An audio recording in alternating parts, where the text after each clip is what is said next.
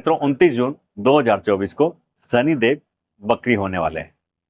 ऐसा माना जाता है कि जब भी कोई ग्रह वक्री होता है तो वह अत्यंत ही विशेष प्रभाव देने वाला होता है। शनिदेव न्यायाधीश हैं, कर्म फलदाता हैं और सौर मंडल के अंदर सबसे धीमी गति से चलने वाले ग्रह हैं। यही कारण है कि किसी भी राशि में यह सबसे अत्यधिक समय व्यतीत करते हैं, लगभग 2.5 वर्ष का समय व्यतीत करते हैं और हमारे जीवन को प्रभावित करते हैं। जब शनिदेव वक्री होंगे तो यह हमारे जीवन को विशेष रूप से प्रभावित करने वाले होंगे।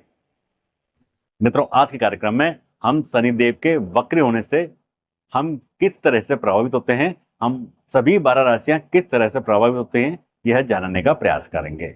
इसके अलावा मित्रों, वक्री गति क्या होती है, वक्री अवस्था में जब कोई ग्रह आता है तो वह किस तरह से विशेष प्रभाव देता है, यह विस्तार से जानने का प्रयास करेंगे। तो मित्रों, कार्यक्रम को अंत तक देखना बिल्कुल मत भूलना, क्योंकि यह अत्यंत ही गंभीर विषय है और अत्यंत ही महत्वपूर्ण विषय है। तो चलिए मित्रों, चलते हैं और शनि के वक्री होने पर हम किस तरह से प्रभावित होंगे और शनि की वक्री अवस्था क्या होती है और यह किस तरह से प्रभावित करती है, यह जानने का प्रयास करते हैं। नमस्कार मित्रों, दीपक शर्मा। मित्रों, स्वागत है आप सभी लोगों का हमारे खास और विशेष कुंडली के रहस्य कार्यक्रम में। मित्रों, सबसे पहले वक्री गति क्या होती है यह जानने का प्रयास करते हैं। मित्रों, वैसे तो अधिकांश विद्वानों में, ज्योतिषों में मतभेद है, उनके सभी के अलग अलग विचार हैं, लेकिन मित्रों जब इसका गहनता से अध्ययन किया, शास्त्रों में देखा, तो कुछ बातें स्पष्ट हुई। पहली तो यह कि वक्री गति का मतलब उल्टा चलना बिल्कुल नहीं होता। संस्कृत में वक्री का मतलब टेढ़ा या मेढ़ा होता है। कई विद्वानों ने यह कहा कि वक्री का मतलब ग्रह का उल्टा चलना होता है, लेकिन ऐसा बिल्कुल नहीं होता। वैदिक ज्योतिष शास्त्र के अंदर सौर मंडल के 6 ग्रह मंगल, बुध, गुरु, शुक्र, शनि और पृथ्वी अपनी कक्षाओं के अंदर सूर्य की परिक्रमा करते हैं या सूर्य का भ्रमण करते हैं। तो जब पृथ्वी किसी ग्रह के अत्यधिक निकट हो जाती है, भ्रमण करते समय किसी ग्रह के अत्यधिक निकट होकर गुजरती है, तो उस समय वह ग्रह पश्चिम की ओर तेजी से जाता नजर आता है। तो यह केवल आभास होता है, इसका मतलब यह बिल्कुल नहीं होता कि वह अपनी उल्टी दिशा में जा रहा है। और मित्रों, यही अवस्था वक्री अवस्था कहलाती है और यही गति वक्री गति कहलाती है। मित्रों, सौर सिद्धांत के अनुसार सभी ग्रहों की 8 गतियां होती हैं: वक्र, अनुवक्र, कुटिल, मंद, मंदतर, शीघ्र, अतिशीघ्र। इसमें से जो प्रारंभिक 3 गतियां हैं, वक्र, अनुवक्र और कुटिल, यह वक्री गति होती है। इसमें ग्रह सूर्य के सबसे अधिक दूरी पर होता है। जब कोई ग्रह सूर्य से अधिकतम दूरी पर होता है तो वह वक्री हो जाता है, या यूं कह सकते हैं कि जब वह पृथ्वी के अत्यधिक निकट होता है तो वह वक्री नजर आता है। मित्रों, हमारे सौर मंडल के 5 ग्रह मंगल, बुध, गुरु, शुक्र, शनि, यह वक्री गति प्राप्त करते हैं या वक्री अवस्था में आते हैं।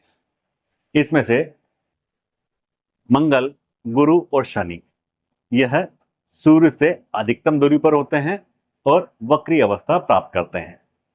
बुध और शुक्र जब हम कुंडली में देखते हैं तो यह सूर्य से 1 भाव या अधिकतम 2 भाव आगे या पीछे, यही इनकी अधिकतम दूरी होती है।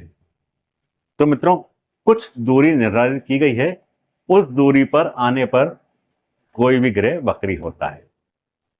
इसी प्रकार से शनिदेव की भी एक दूरी निर्धारित की गई है। शनिदेव जब सूर्य से 114 डिग्री से 145 डिग्री के बीच होते हैं तब वह वक्री अवस्था में होते हैं। मित्रों, कुंडली के अंदर शनि जब सूर्य से 5वें से 8वें घर में होते हैं तब वह वक्री होते हैं। मित्रों, संकेत निधि के अनुसार शनि जब वक्री होते हैं तो वह अपने कब्जे वाली राशि से, जिस राशि में वह है, उससे 8वें घर का परिणाम देते हैं। मित्रों, 8वां घर हमारे पूर्व जन्म के कर्मों का होता है, अपने पितरों का होता है। तो मित्रों, जब शनि वक्री होते हैं तो यह एक प्रयास होता है कि हमने पुनर्जन्म में जो कर्म थे, जो बाकी रह गए थे, जो हम इस जन्म में भी नहीं कर पाए हैं, उनको पूरा करना। मित्रों, हमें एक मौका मिलता है कि हम अपने पितरों के प्रति जो हमारे कर्म हैं उनको पूरा करें और अपना जीवन सफल होना है। वक्री होने का मतलब ग्रह हमें एक मौका देते हैं कि हमारे जो कर्म बाकी रह गए हैं उन कर्मों को हम इसके माध्यम से पूरा करें। तो मित्रों, ग्रह का वक्री होना या शनि ग्रह का वक्री होना यह अशुभ घटना नहीं होती। यह यूं मान के चलें कि हमें एक विशेष रूप से अधिक समय दिया गया है कि जिसमें हम अपना कार्य पूरा कर सकें। अब मित्रों, शनिदेव वक्री अवस्था में हमें किस तरह से प्रभावित करते हैं, यह जानने का प्रयास करते हैं। मित्रों, जब हम कुंडली में देखते हैं कि शनिदेव वक्री हैं तो वह हमें कई तरह से प्रभावित करते हैं।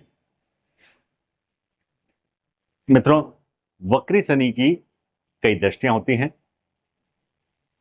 सामान्य रूप से शनि की 3 दृष्टियां होती हैं, तीसरी, 7वीं और 10वीं दृष्टि। लेकिन मित्रों, जब शनिदेव वक्री होते हैं तो वह अपने से पिछले भाव का भी परिणाम देते हैं। पिछले भाव का परिणाम इसलिए कि मित्रों, वक्री अवस्था में हमें ऐसा आभास होता है कि ग्रह उल्टा चलता है।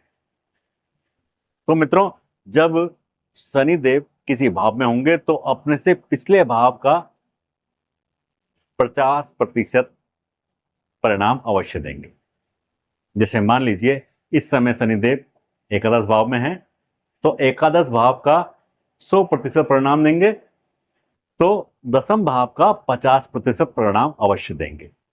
जब हम इसके परिणामों का विश्लेषण करेंगे तो इसी के साथ 10वें भाव में भी इनके परिणामों का विश्लेषण करेंगे। 10वें भाव में रहकर शनिदेव की जो 3 दृष्टियां होंगी उसके अनुसार भी हम इसके प्रभावों को कुंडली के अंदर देखेंगे। तो मित्रों, शनि की 3 दृष्टि और पिछले भाव की 3 दृष्टियां इस प्रकार से वक्री अवस्था में शनिदेव की 2 भाव और कई दृष्टियां हो जाती हैं। अब मित्रों, जब कुंडली के अंदर 2 ग्रह वक्री होते हैं और उन 2 ग्रहों के बीच में कोई ग्रह आ जाता है तो वह भी वक्री होने के अनुसार ही अपना प्रभाव देता है। तो उसका प्रभाव भी हम उसी अनुसार देखते हैं जैसे हम वक्री ग्रह का प्रभाव देखते हैं। तो मित्रों, इस समय जब शनिदेव 29 जून को वक्री होंगे तो जिन लोगों की कुंडली में जन्म के समय शनिदेव वक्री थे उन लोगों को इस अवस्था में अत्यंत ही शुभ प्रभाव देखने को मिलेंगे। इसके अलावा मित्रों, शनिदेव कुंडली में जिन जिन भावों में कारक होते हैं उन भावों में विशेष प्रभाव देने वाले होंगे या विशेष शुभ प्रभाव देने वाले होंगे। जैसे जब हम कुंडली देखते हैं तो पहले भाव में, तीसरे भाव में, छठे भाव में, 7वें भाव में, 9वें भाव में, 10वें भाव में और 11वें भाव में शनिदेव विशेष प्रभाव देने वाले होते हैं।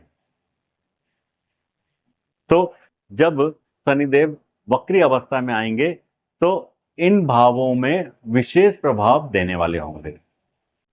तो जब हम इन भावों के अनुसार गणना करेंगे तब मेष, वृष, मिथुन, सिंह, कन्या, धनु, कुंभ राशि में शनिदेव के विशेष प्रभाव देखने को मिलेंगे, विशेष शुभ प्रभाव देखने को मिलेंगे और यह राशियां विशेष रूप से भाग्यशाली होंगी। इनको 15 नवंबर तक विशेष शनि के शुभ प्रभाव देखने को मिलेंगे। इसके अलावा मित्रों, शनिदेव की जिन राशियों पर ढैया है जैसे कर्क राशि और वृश्चिक राशि, इन राशि वालों को थोड़ा संभल कर चलना होगा। तो इस प्रकार से मित्रों शनिदेव वक्री होने पर सभी राशियों में विशेष प्रभाव देने वाले होंगे। तो मित्रों यह था हमारा आज का विशेष कार्यक्रम।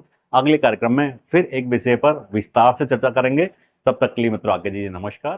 जय श्री